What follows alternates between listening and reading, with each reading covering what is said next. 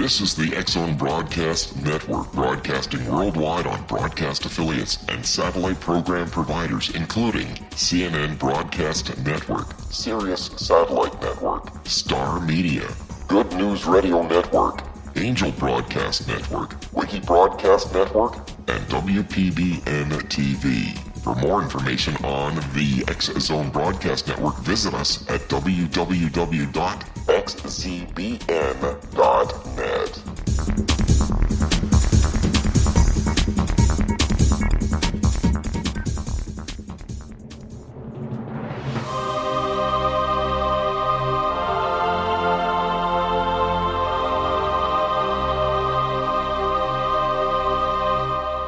The Science of Magic with Gwilda Wiyaka is largely an opinion talk show. All opinions, comments, or statements of fact expressed by Gwilda Wiyaka's guests are strictly their own and are not to be construed as those of the Science of Magic or endorsed in any manner by Gwilda Wiyaka, Relmar McConnell Media Company, its affiliated networks, stations, or employees.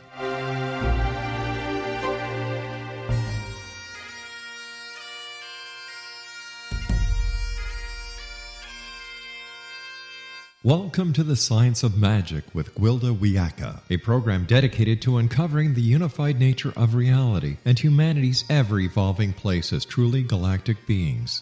For more information on the Science of Magic with Gwilda Wiyaka, visit us online at www.thescienceofmagic.net.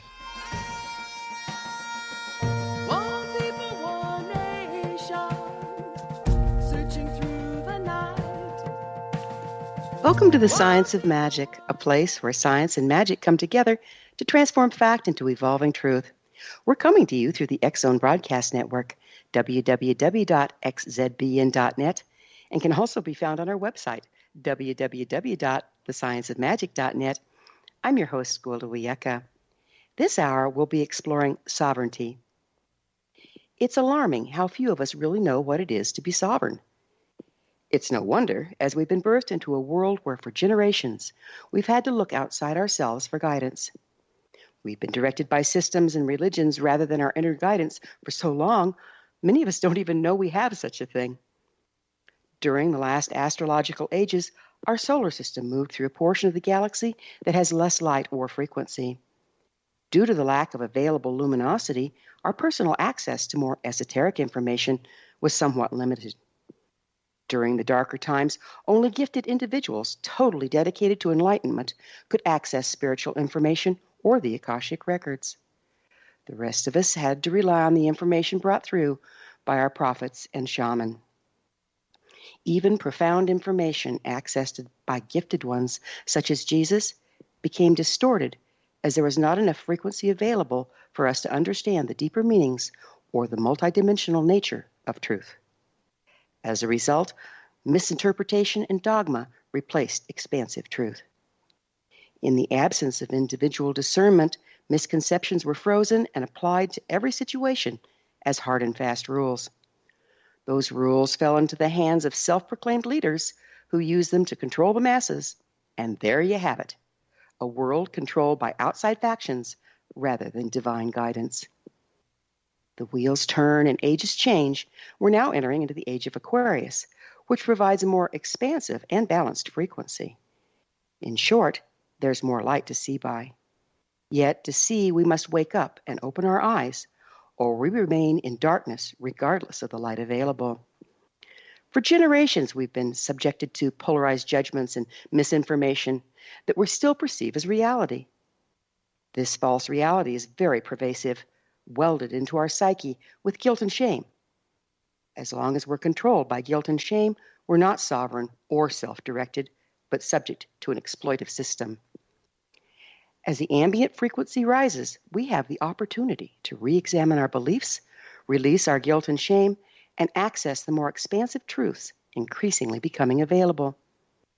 It's an individual choice and an inside job, one that will destroy our reality and remake our worlds. Sovereignty requires access to our inner guidance or intuition. In order to access this nearly forgotten skill, we must clear away the damage and false beliefs perpetrated upon humankind for millennia. So wherever does one start?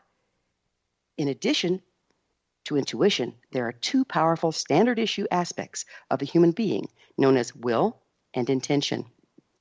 However, as long as we remain subject to outside forces, we're in victimhood, which is a very will-less frequency.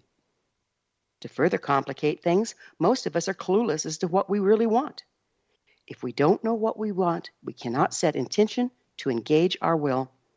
You might say, I know what I want. I want to win the lottery. Well, winning the lottery has been offered up by the system as a created solution to a perceived problem of lack. Lack is an illusion. As long as we look to the system or to the lottery to provide, we're subject to it, firmly planted in victim, and therefore will-less. I told you it was pervasive. If we're willing to re-examine our entire reality and allow our intention to evolve, we can start by simply intending to move towards sovereignty and enlightenment.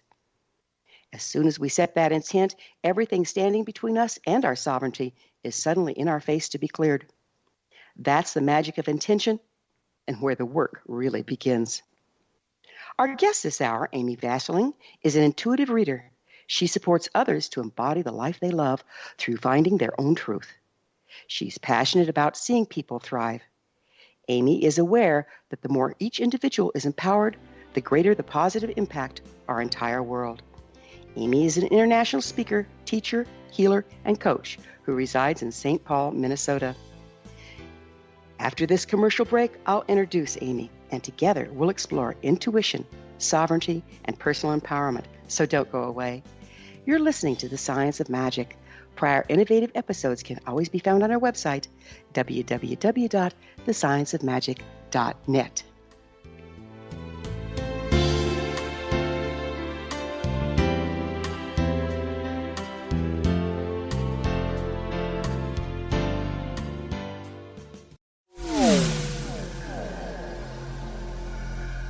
This is Kevin Randall. For nearly 30 years, I have been investigating the case of the Roswell UFO. I have interviewed hundreds of people and stood on the crash site. Now in Roswell in the 21st century, I have reviewed dozens of hours of audio and videotaped interviews, examined hundreds of files that relate to the crash, and have returned to Roswell in an attempt to put all that information into the proper perspective. For the first time in Roswell in the 21st century, I have made a dispassionate reevaluation of all that material and provide a new look at what happened. This is a book that clears away all the clutter that has hidden the truth for so long, strips away the various lies that surround the case, exposes the Air Force attempts at cover-up, and found a core of solid information that tells us all where the case stands today. Roswell in the 21st century will be available in just a few weeks. For more information, please visit my website at www.kevinrandall.blogspot.com.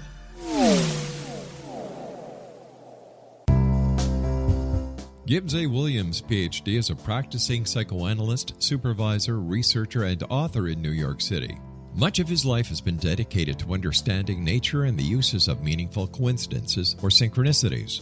His radical and original non-Jungian, non-mystical, non-magical theory of synchronicities illuminates much of the fog surrounding this challenging and perplexing topic. His ideas and manners are fresh, presented in a style that is both entertaining and highly informative. He is also an expert on crisis intervention, specially focused on violence reduction for the police and citizens, mastering anxiety, frustration, and stress without the use of medication, and effectively preventing and treating heroin addiction. Dr. Williams can be contacted at his email address at gwilliamsny11@aol.com or visit his website at www.drgibbswilliams.com.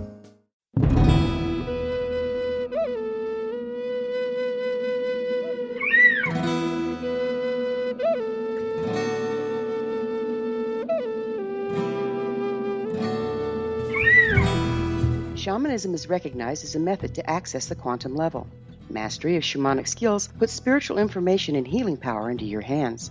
Path Home Shamanic Art School, a bonded Colorado certified occupational school, has met rigorous state standards, ensuring its director and instructors have the qualifications to teach the shamanic arts. Path Home offers its certification program in blocks of study.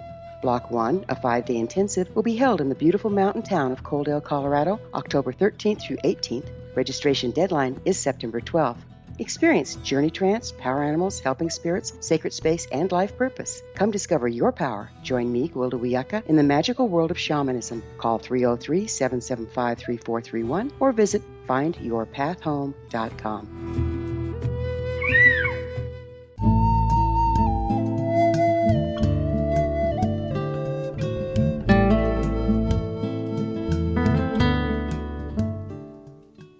Welcome back. This is the Science of Magic, dedicated to unification and evolution of consciousness.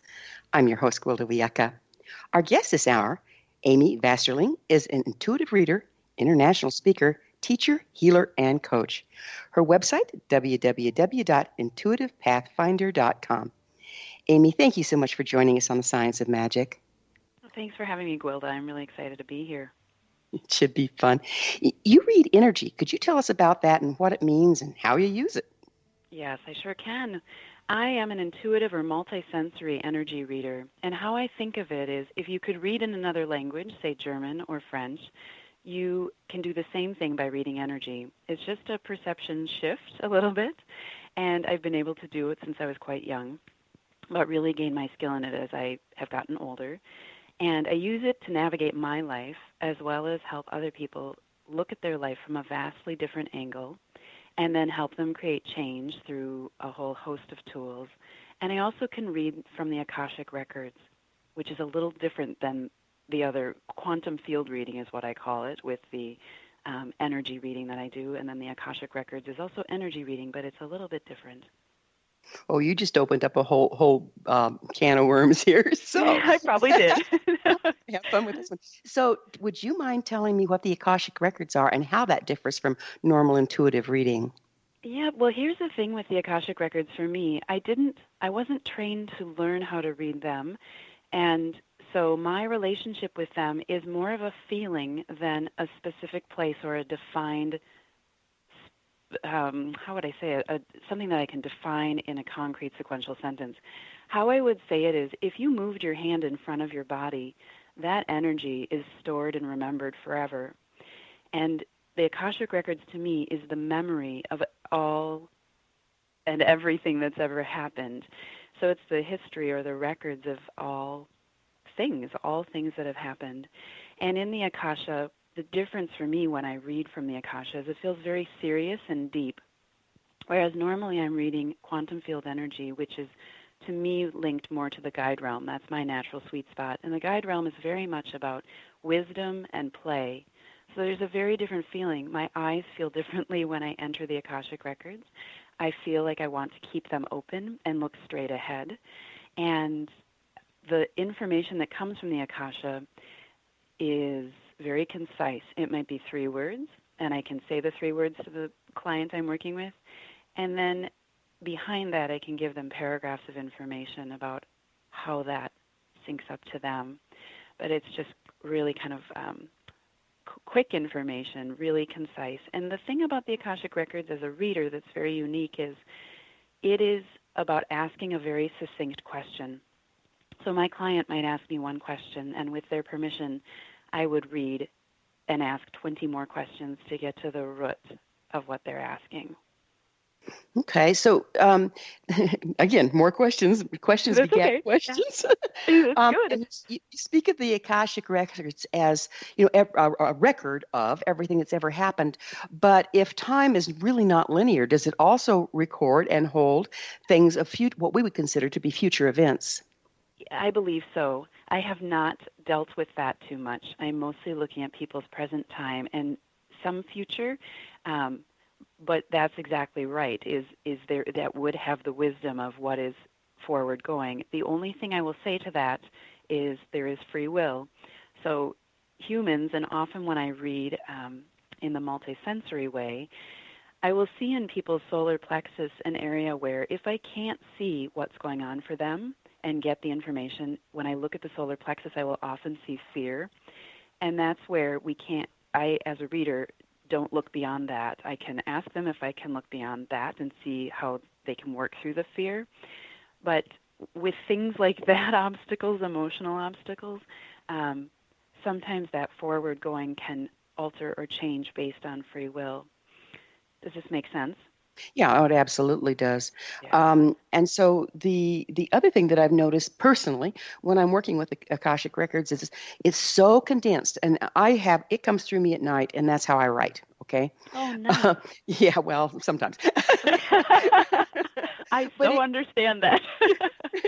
but it Gwilda. comes through it comes through so condensed that I'll wake up in the middle of the night and write down a sentence.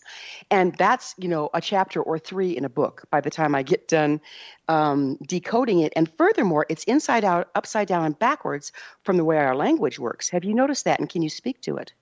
Well, I love what you're saying, and that's what I love about the Akasha, especially in contrast to the type of reading it actually came first to do the multisensory reading. That is very much nurturing and being there with the client. But the Akasha is so concise, and I think of it like a snake biting. It's just so quick and driven. And Gwilda, ask me again. I'm forgetting the second part of your question. You were asking about you get information in the evening maybe, and then you write pages and pages on it. Right. And also I find that sometimes the information is like even the language is backwards. I have to really And it's not for me. It's as though I'm having a conversation, and the information comes forward in a very intuitive way. So I will get a 3-word response, and then I can feel into that and get the depth of what you're talking about, the breadth. You might feel into a sense and get the breadth of what's going on, and the full message. Yes, I am more kinesthetic, and now I take it you're fairly audio in the way you receive information. Well, what happens for me is I tend to see it and then feel into it and hear it. But with the Akasha, you're right. It is more about hearing the response. Yeah, it's very different. And what people describe the Akashic records looking like, my experience is very different. Actually, I see a very natural world when I go into the Akashic records, and I don't see as much as I do here. So I think what I'm saying to you is maybe every reader or every intuitive would respond to it a little bit differently. And I always think of it as your strongest sense will be attracted there. So maybe my energy relationship to the Akashic records is more audible, whereas my relationship to multisensory reading is more clairvoyance. It's more seeing.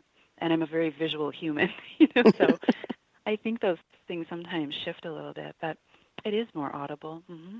That's really a good point that you're making about how we all take in information differently, because what we're talking about here that you and I are both passionate about is empowering the individual. And so for them to understand that they're not going to see it necessarily the way you or I see it, what do you have to say to that for people?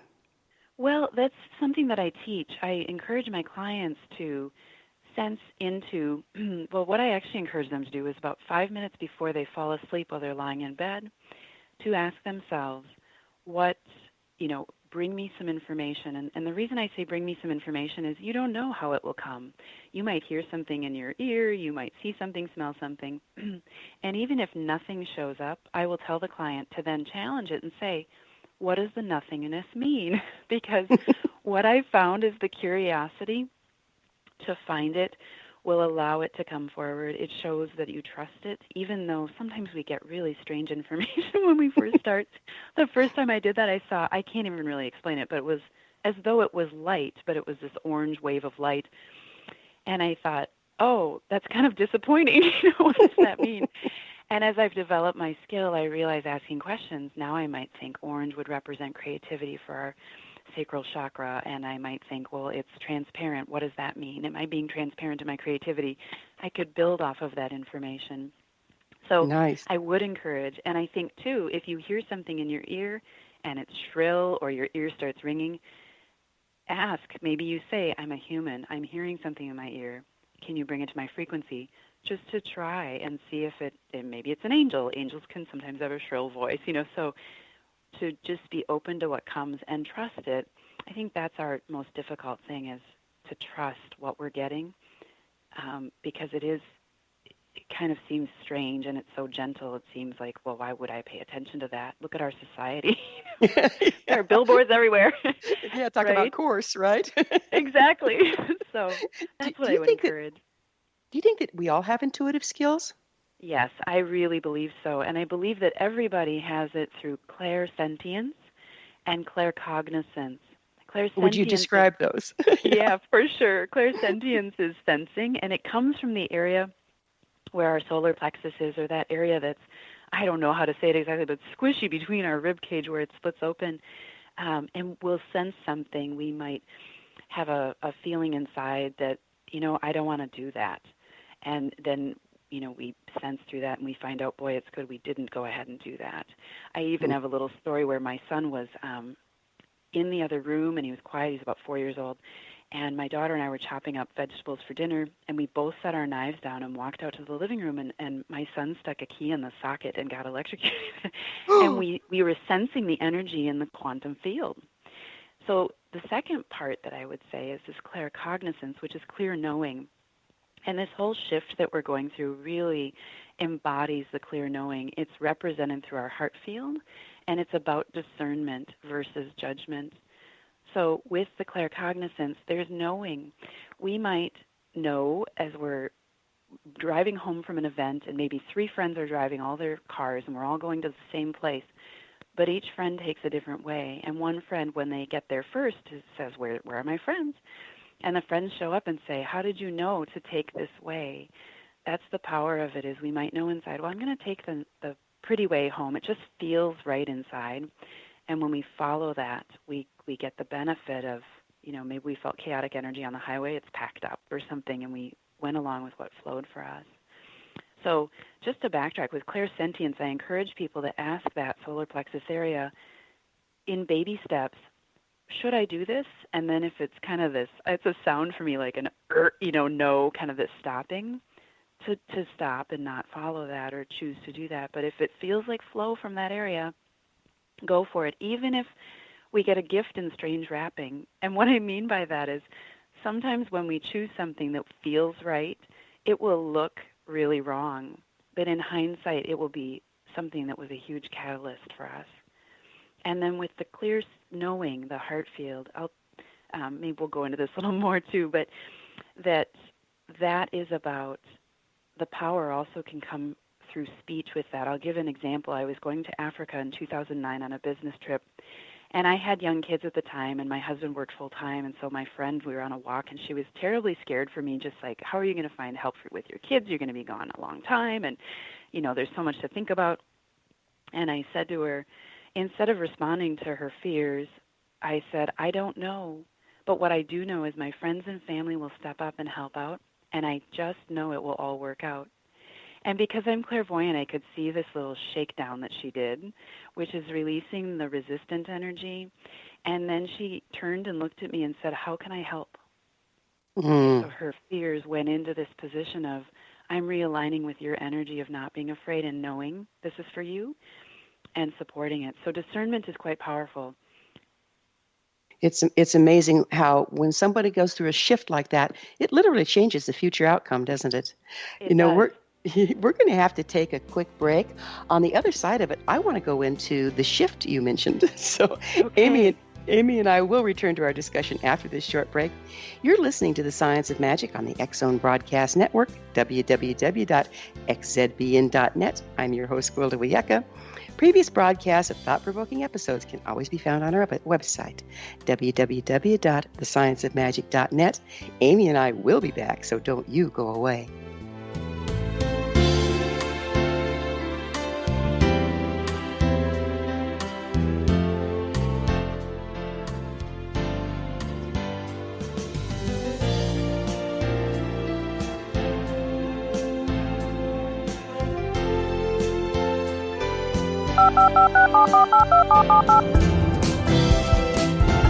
Did you know that when you're on the road with limited data or Wi-Fi, you can still listen to the X Zone radio show with Rob McConnell, The Science of Magic with Gwilda Wiyaka, High Tech with Corey Kay, and every minute of the 24/7, 365 programming of the X Zone Broadcast Network by calling 712-432-9459, courtesy of TalkStream Live.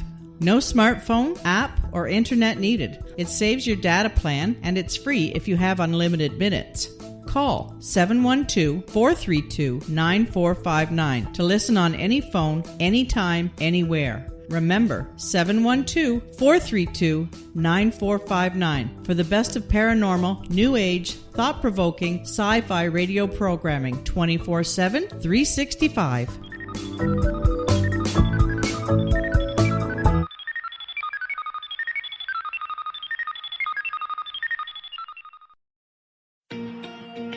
Wouldn't you love to know the secret to everything?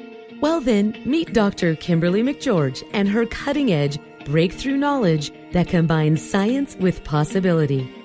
Dr. Kimberly brings real-life answers and healing to those open to alternative solutions. She teaches solution-based programs and classes that will change all areas of your life forever. Specializing in conscious creation, intuitive readings, and energy medicine, you can rapidly shift health, relationships, business, and money and abundance challenges quickly. Receive her best-selling book, Secret to Everything, at no cost by going to secrettoeverything.com/X-Zone. That's right, transformation can start now. Just go to secrettoeverything.com/X-Zone and receive Dr. Kimberly's book for free.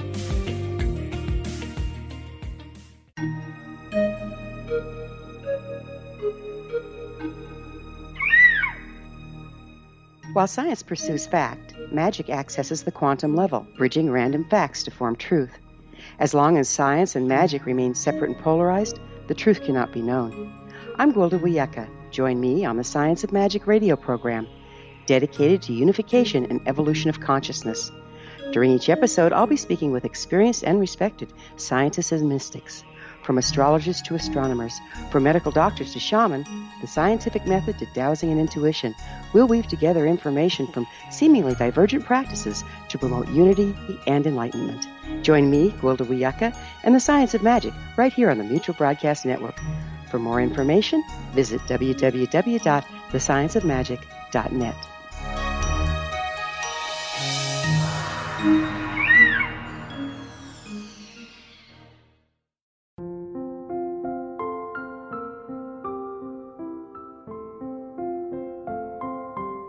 I am Dr. Carl O'Helvey, founder, president of a new cancer foundation focusing on evidence-based physical, mental, and spiritual interventions, including natural cancer cures, prayer, meditation, affirmations, nutrition, and other related holistic cancer prevention and cure modalities.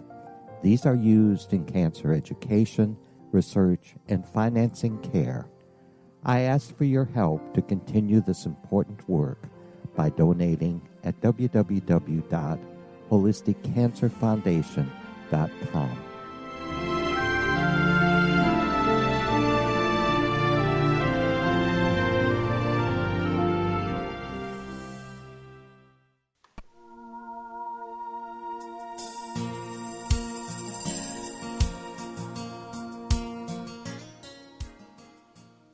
Welcome back. This is the Science of Magic, a place where magic and science come together to promote enlightenment. I'm your host, Gwilda Wiyaka. Our special guest this hour is Amy Vasterling, an intuitive reader, international speaker, teacher, healer, and coach. And before we went on the break, I promised our listeners we'd talk a little bit about that shift you said we're going into. Do you mind expounding? Oh, of course. I would love to. I believe in our world we're shifting to balance masculine and feminine energy. And what I believe was the precursor to this is that masculine energy was not conscious and feminine energy recognized it wasn't conscious and feminine energy knew it was conscious. So feminine energy stepped to the side and said, we will allow masculinity to wrestle out and figure out how to become conscious. And femininity will take the disparity of oversensitivity in this relationship. And so for me, how I see it is these large companies and all of the chaos that people are talking about or seeing in our world is moving to the hilt of the masculine arc of the story. And to me, masculinity I would define as being from judgment and mind, and it would be about A to B to C, linear logical thinking, whereas feminine energy is about the heart. It's about nurture and nourishing, and it's about following a pattern through feeling your way through versus thinking your way through. So as we're coming into 2016 and this year completes, we will complete the cycle of energy to elicit masculinity and femininity meeting each other.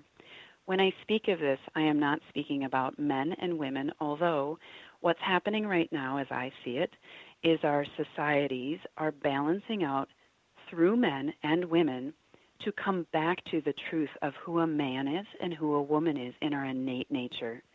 To me, I now define a feminine or a woman as somebody who is alluring, captivating, and uses their beauty in themselves through a multitude of expressions. So beauty could be a child with a skinned knee, and that's a beautiful experience. The other piece, and the most important piece for women, is empowerment. And that's what I teach all about. And how that comes is this gentle communication where the woman is able to communicate what her needs are and be received through calm communication. We're setting a tone as women right now in our society. For men are to be strength and be adventure. And what's happened in society is women have been told, you be the strength. And that's taking the man's role away from them. And that's made things really confusing. So out of that, what I would say is narcissism is at the hilt. And the reason that is that we're changing the belief structures and systems through the energy of what's happening right now. And as I see it in the next 2.5 years, we're coming back to the place where men can be in their innate nature, women can be in their innate nature. And because of that, feminine and masculine within each person, man or woman, will be within balance. Okay, I feel like I said a lot.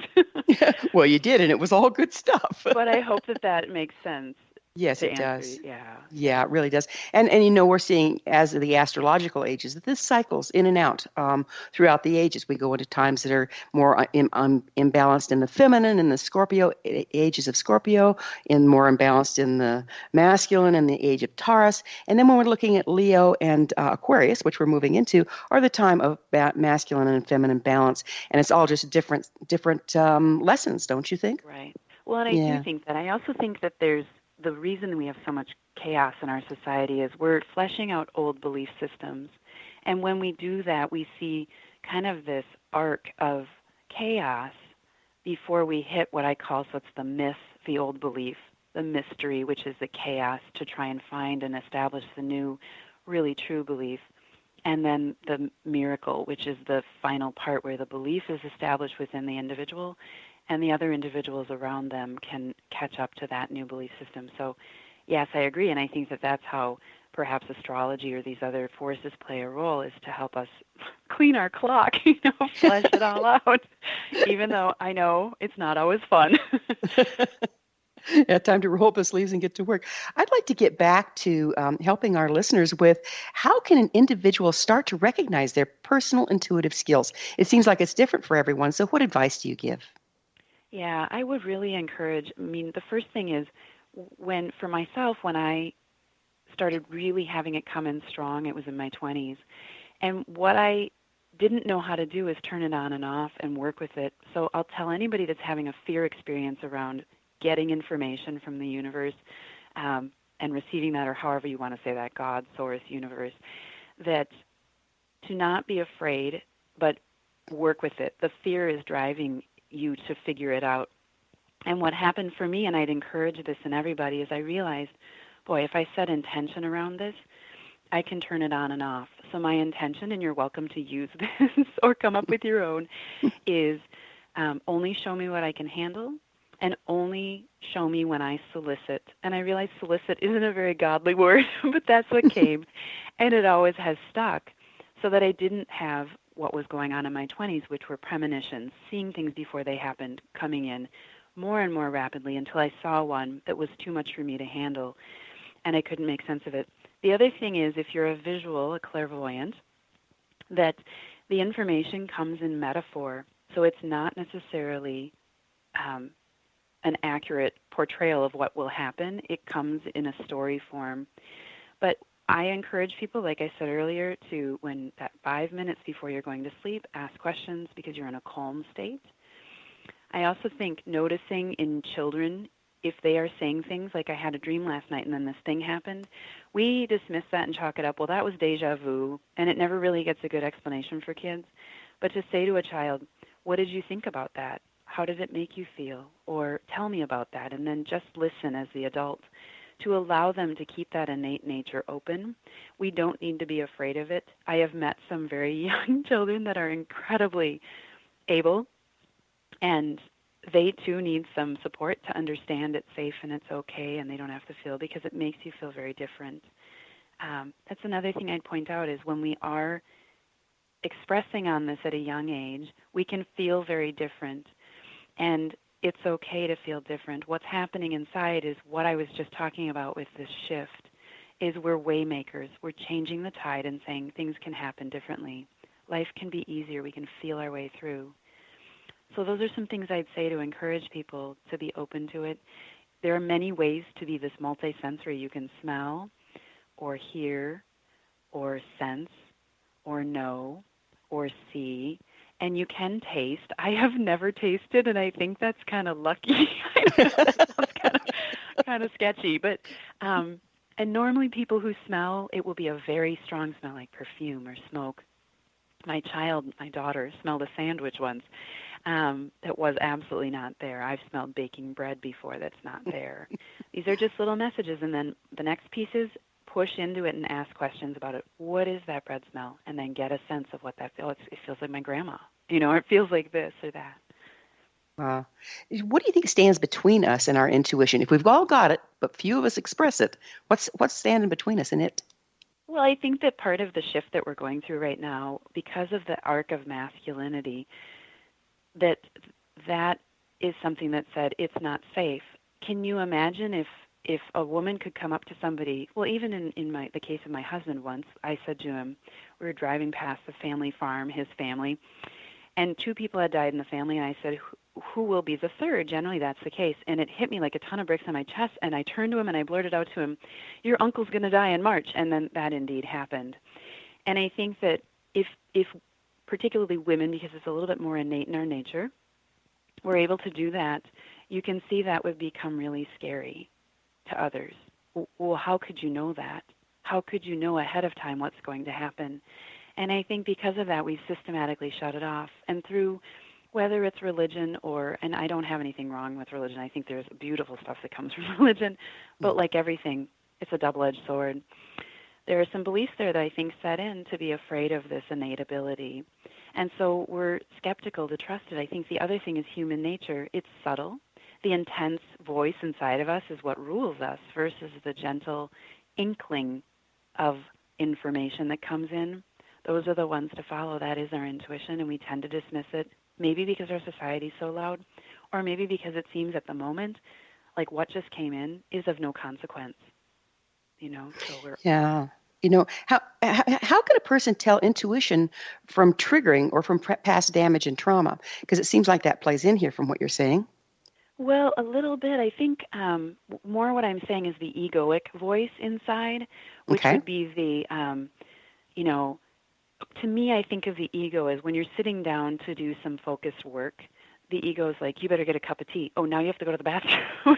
Now, did you turn off the oven? Did you sleep under the rug? That kind of stuff. Versus the trauma is a little bit different. So I'm going to put that to the side for a second, but that we're trying to get ourselves settled down so that we can hear the peaceful, quiet voice inside versus the egoic that's trying to constantly kind of thwart us. I think with the trauma piece, I would separate that as maybe a third thing, which to me, this is what I teach about. It's to me about the emotional construct. If we weren't met emotionally as a child in even simple ways, we're going to have stuck energy within our bodies and in our selves. And what will happen is emotionally, we will start to judge ourselves and we'll fall into an emotional rut versus staying on, the gangplank of like, woohoo, life is great, let's do this.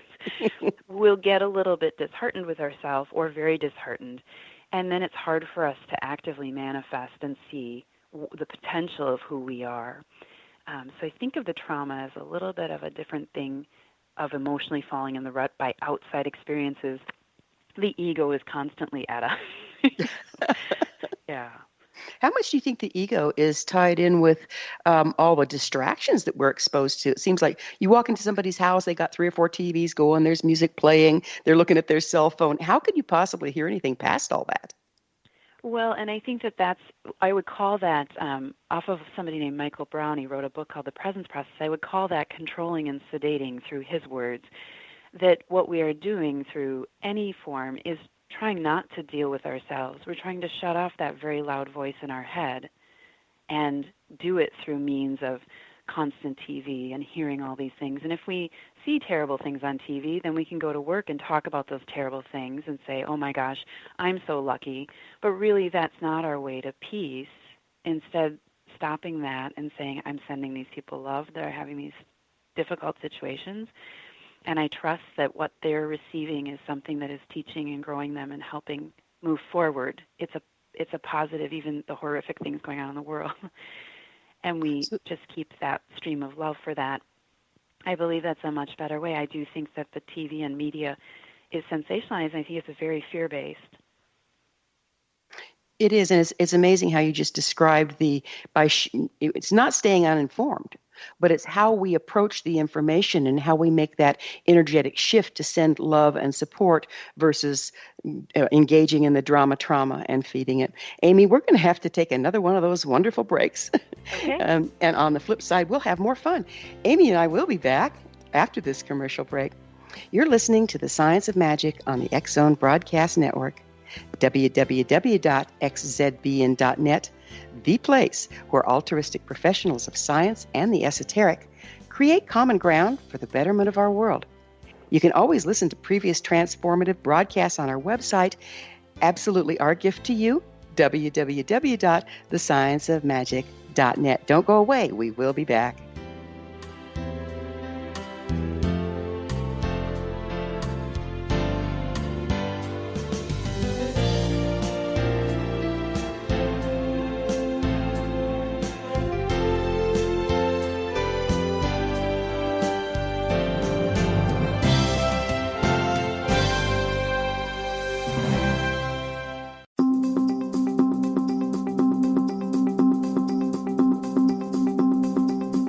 As host of Dialogue with Divinity, I am thrilled to join the X-Zone Broadcast Network and their growing number of affiliates.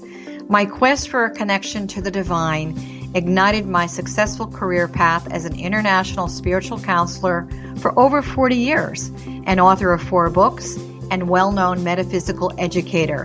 My clients call me their spiritual mama. So my job is to offer you a radio show to help you grow spiritually with wisdom and get specific tools from guests who are experts in their field. Tune in to Dialogue with Divinity and be part of the conversation with Spirit. My goal, your happy soul. For more information, please visit my website at johannacarroll.com.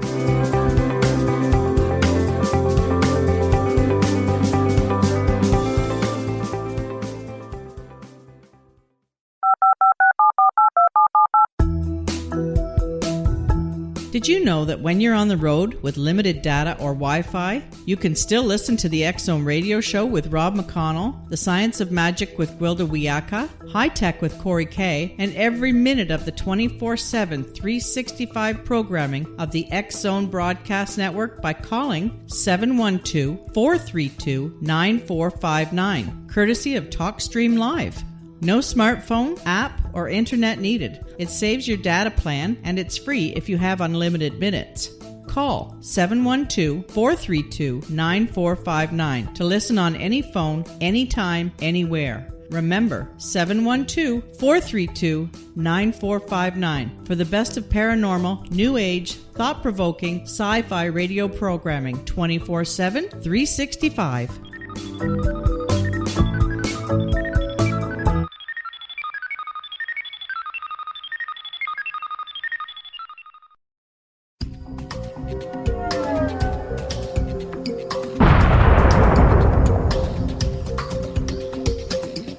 Coming soon to the X-Zone Broadcast Network is A Different Perspective with me, Kevin Randall, as your host. We'll be taking a close look at what is happening in the world of UFOs today with side trips into the paranormal. Guests will range from those who are household names to those who have a different perspective on a variety of topics. No topic will be taboo, but there will be tough questions asked as we all search for the truth about UFOs, the paranormal, and those things that excite us. Sometimes we'll agree with a guest and sometimes we won't, but we'll try to keep the program topical. For those of you who would like to read, be sure to visit www.kevinrandle.blogspot.com and remember to listen to the other fine programs on the X Zone Broadcast Network at www.xzbn.net.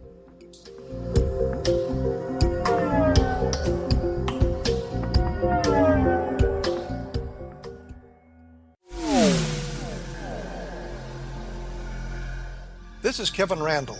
For nearly 30 years, I have been investigating the case of the Roswell UFO. I have interviewed hundreds of people and stood on the crash site.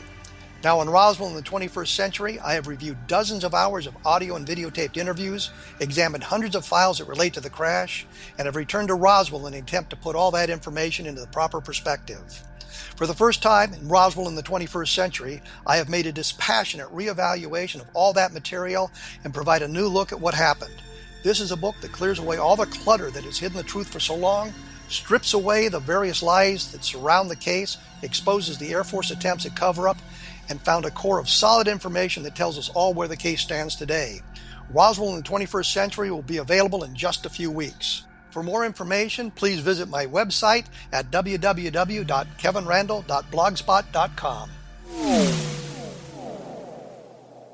What Happened in Benghazi is revealed by Nicholas Genix, author of Obama, Islam, and Benghazi. He informs the American people that President Obama deceived them by advocating a strong foreign policy prior to the 2012 presidential election, and Hillary Clinton supported this deception. As the title infers, there is a connection between Obama, Islam, and Benghazi. Ample evidence informs Americans that Obama's early indoctrination in the Quran developed an affinity for Islam, why the Quran is the source of discontent in many countries, and why the Obama foreign policy deception led to poor military action and caused the loss of American lives in Benghazi.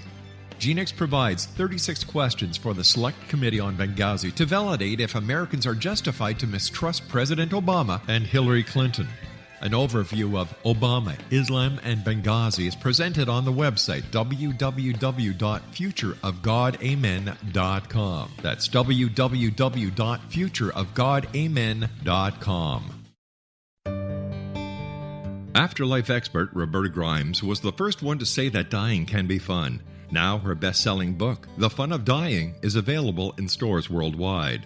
So if you wonder whether death ends life, how it feels to die, or what heaven might be like, The Fun of Dying was written for you. And if you have always been afraid of death, or if you worry that your life has no meaning, let The Fun of Dying ease your fears and bring new meaning to your life. Nothing said in The Fun of Dying is based on the teachings of any religion. Instead, Roberta draws on evidence to explain how death happens, how it feels, and what comes next. A lot of the best death-related evidence was produced in the first half of the 20th century. When it is put together with recent discoveries, it tells a consistent and amazing story. Roberta Grimes blogs and answers questions at robertagrimes.com. Her wonderful book, The Fun of Dying, is available on Amazon and at stores worldwide wherever books are sold.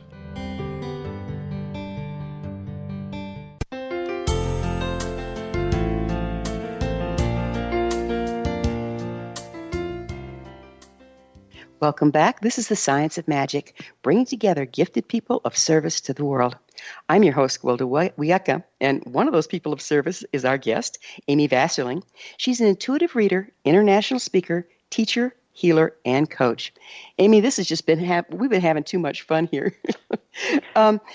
Would you mind telling us how we can tell what we're perceiving in our intuition is real, and you know, we might just dismiss it as wishful thinking. How do you discern between the two? Yeah, I think that the main way is to either write down what you're experiencing, and I set an intention when I first started reading for other people that in 6 months, 18 months, at some point after I had read for them, that they would come back and give me feedback to let me know how well I had hit with what they were, what information I shared. I would encourage you to do the same thing with yourself and say, I'm getting this information, and I've written it down, and I've written the date maybe to help out and track it, and then to ask the universe, show me how this all comes together. so that they can really start to see, oh, I can trust this. This is information that is coming. It's a personal process to feeling through, I know that this is true, or I'm not sure about it, and then I usually, if I'm reading for myself and I'm not sure about it, I put it on the back burner, and I'll ask a day later, and if I forget the question, it probably wasn't that important, but I've put questions out there 13 years ago, and I still remember them. So I wouldn't remember them unless they weren't important, and maybe I'm not ready for the information. But I'll tell you, as you develop a relationship with yourself to ask those questions, you can just sort of hyperspeed yourself through life so that you don't have to wonder about a lot of these things. You can make decisions. And also claim-in points. Sometimes we are in a place lacking clarity, and really the message is always in the contrast, that we just need to slow down and not take things so seriously and not need it to be clear, but just say, this is where I am now. Owning that is a great way to invite more intuition to come in. You know, one thing you've spoken about here that I'm really a big advocate of is intention, and how it really directs not only where our intuition goes, but where our lives go. Can you speak to that? Yeah, I think intention is really important. One of the major things, especially also talking about the shift that's going on, is the way out of all of the chaos is to, this is kind of a funny term, but to raise our own freak flag, meaning if we look at society and say, this is who society is, and these are their beliefs and constraints to what I have experienced, and here I am way over here, 3 miles west, and I don't know how to be who I am, and I'm afraid. But the higher we hang our flag that we think is a freak flag, it's not, but we be ourselves, what happens is we start to have people who hear our message and join us, and it narrows the gap in our society to bring that 3 miles to a mile to a half a mile, closer and closer and closer, until we get into this position where we realize, oh, this is just a message and who I am to bring forward. And so that is a way that we can really trust our intuition, get with ourselves, is to show who we are, express ourselves, and narrow the gap in society so that if everybody is operating off of more of an intuitive base, we're going to do better. Does that make sense? Yeah, it makes absolute sense to me. Okay. And also, what do you think about, I found as I work farther and further into this, I just really don't have much of an identity. I'm just a person being, doing. Can you speak to that a little? Well, that's the magic. So here's the deal. This is the premise I've come to is, if we feel safe, we will self-express. And if we will self-express, we can come into fulfillment, which is the kind of the best friend of peace. And so what I'm saying is, if we self-express and be the individual that we are, we will move into the collective and become so. So I'll give you an example, and this kind of extreme one is Hitler. He was an artist. He made paintings of buildings. He said, I hate people. I will never draw them or paint them or anything. But he decided not to go back to high school or secondary school to get some classes he needed under his belt in order to go and study architecture. And everybody that was with him in art encouraged him to do that. He didn't, so he stifled his self-expression. And look at what came out of that. This extreme control came out of him. Can you imagine, had he fulfilled, gone back and been humble, taken the classes, gone forward and been an architect, can you imagine the very different results? Yeah, it'd be amazing, wouldn't it? You know, before we get too much further, I want you to please share with what services you offer and where people can find them. Yeah, Gwilda, thank you. Yep, I have a website that's Intuitive Pathfinder, it's all one word, .com. And you're welcome to peruse all the things I offer on there. I have a speaker series that I offer every other month on an energetic theme. Those are also offered as MP3s that you can purchase online, so you don't have to be where I am to receive those. I do Akashic Records readings once a month, and I also do intuitive readings, which are really nurturing-based in the way of giving you tools to help you catch up to your own level of spirituality. I think of it as, I'll be the jet fuel to get your airplane off the ground, and then you go fly. I really have a determined sense inside of me to see people thrive. And I also offer groups that cycle for 1 year together. They're women's labyrinths, and the idea is that the women spend time connecting, building a community and a network, and that they settle themselves down to really trust their intuition and that inner guidance and voice, and gain clarity about career, love, relationships, and just self, kind of their world of their self. Over that course of the year, those are online groups, and I'll be starting one in January of 2017, so you can also see about that on my website. Perfect. Beautiful, beautiful provisions, and thank you for offering them. Do you see us coming together as community as very important at this time, and if so, why? I do, but I don't think that we're ready for it. I think the individual is still wrestling out of their own fear and the energy experience, kind of our trauma, our past, and our lineage, and that we will in time come forward. I think a lot of people right now are wanting, and what I see as a reader in that wanting is they actually are wanting their people. They aren't wanting something. They want to be with those people that are going to move them the furthest, or that they're there to teach and be of service to. And that once we get into those spots where we're really with our people, more and more as a vast majority of society, we will find an astounding level of community. It's amazing. And don't you think that what one person can do, but if we combine our intuition and our way of living and our way of reframing things with members of our community, that we can come up with a larger picture of truth? Yes, absolutely. And how far out in the future do you see that as happening? Well, I think it will take generations to really get to this sweet spot of changing all the energy that's happening now. But I do think we see hallmarks of things changing. Like right now, since April, women have been quite focused on being the adult woman that they came here to be. And that pattern is shifting, which is creating a lot of, I'm going to just say distress. I don't really want to use that word, but in love relationships to wrestle out and move the way forward. So I think it's in small ways, it's right there.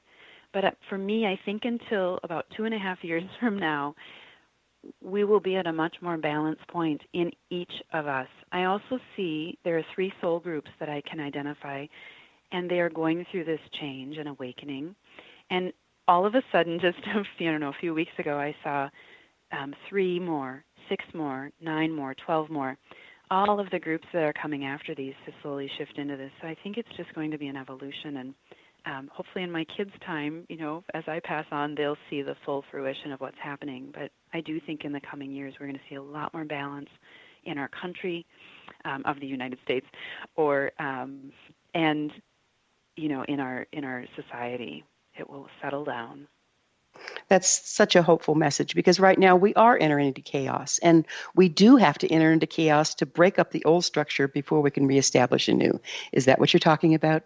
It is, and that we're at the kind of the hilt of some chaos to bring it back to. It's rebalancing itself. Well, I think of it like childbirth. At the very end of birthing a baby, there's extraordinary pain, and you push into the pain. And why you do that, I don't know, but your instinct is to do so. We're doing the same thing. We're birthing something massive. And it's happening in our individual lives as well as in the lives of society. I mean, there's chaos going on, and we just need to move through that personally as well as en masse, don't you believe? Absolutely. And there are many, many layers to it, like you're saying. There's the personal layer, and there's the layer of our society, and then there's a layer of our country or our state or our world, so absolutely. And it's so important, don't you think, to embrace the dissolution so that we can create what we want? Yes. Yep, we do. We need to meet it within ourselves, I believe, first, and say, what we intend, and stick with that. And do you see truth evolving during this time as well? I do. I think it's already there. I think truth always existed. I particularly think that truth is so embedded in these wayfinders, the people who might feel different or be very sensitive in our society, and that they are confused because they don't necessarily sync up very well with the masculine model that's current of these large companies, and that one person's on the top and then there are all these people that trickle down. I think that they're much more in harmony with this altruistic, cohesive work environment where you use your best skills. And I do see that, actually. There is a corporation in the Twin Cities whose CEO has sent out Amy, I'm sorry. We're going to have to do this again because time flies and we're out of it. Oh, Gwilda, thanks so much. Thank you so much, Amy. Our guest this hour has been Amy Vasterling, an intuitive reader, international speaker, teacher, healer, and coach. Her website, www.intuitivepathfinder.com. This has been The Science of Magic. Remember, you can always listen to past thought-provoking episodes on our website, our gift to you. Until next time, dear ones, may you be blessed with knowledge and comforted with love on your path to sovereignty. Find us at www.thescienceofmagic.net. One people, one nation, searching for the light. One people, one nation, coming from the stars. One people, one nation.